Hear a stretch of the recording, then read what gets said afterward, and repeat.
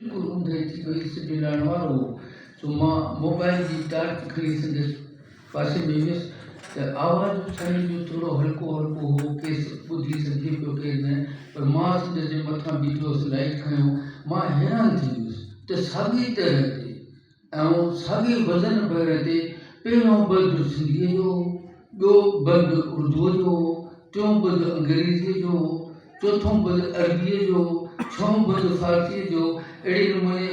पिश्तो हुई सराइकी हुई पंजाबी अहिड़ा 7 8 9 फिल्म बि हुनजी लिखियलु मूंखे ॾाढी हैरत थी ॾाढी ख़ुशी थी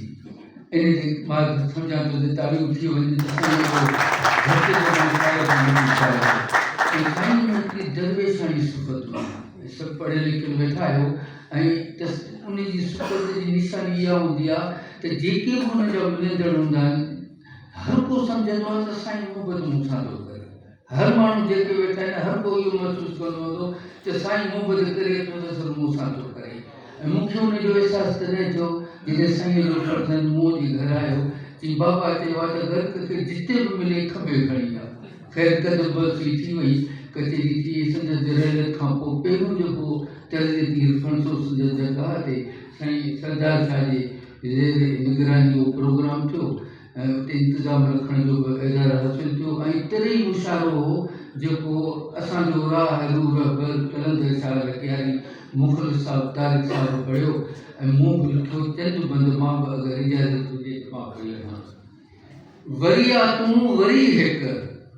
वरी आ तूं वरी हेकर कलंदर शाह लकियारी जीअं आशल अञा जेकर कलंदर शाह लकियारी चवे दिल थी त महफ़िल में सुबुह ऐं शाम रोज़ानो कयां तारीफ़ मां हर हर कलंदर शाह लकियारी अॼोके दौर में कई थिया जे पार खूब पैदा उन्हनि में आ बुलंद बरतर कलंदर शाह लकियारी सक़ाफ़त ऐं रिवायत सिंध धरतीअ जी अलामत जो निशान ऐं दाइरो महवर कलंदर शाह लकियारी हुयो मज़हब अदब तारीख़ ऐं तालीम जो ॼाणो त यानी इल्म जो पेकर कलंदर शाह लकियारी सचे उस्ताद वांगुरु जंहिं जी वाट सेखारी सचे उस्ताद वांगुरु जंहिं जी वाट सेखारी ओ आहे खुलियल दफ़्तर कलंदर शाह लकियारी तबियत में सफ़ा साधो सभिनि सां साॻियो रहंदड़ इज़त इख़लाक़ जो मज़हर कलंदर शाह लकियारी हमेशह हाल सारो हूंद ऐं अणहूंद हूंदे बि हमेशह हाल सारो हूंद ऐं अणहूंद हूंदे बि गुज़ारी ज़िंदगी बहितर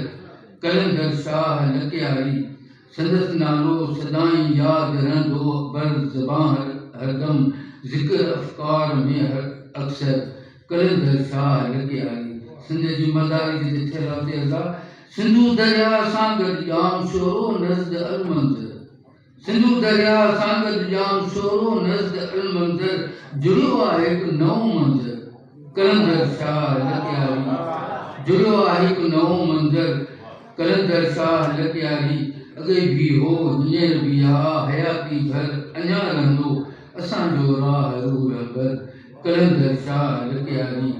इहा ई बसि दुआ आहे त हूंदो शाल जन्नत में इहो काफ़ियो जेको संदसि नाले में आहे उन में इस्तेमालु थियल आहे इहा ई बसि दुआ आहे त हूंदो शाल जन्नत में सचो सैयद प्रोफेसर कलंदर शाह लकियारी से मक्ता आहे मोहब्बत में ग़र्क़ थी नेठ मक्ता में अहम नारो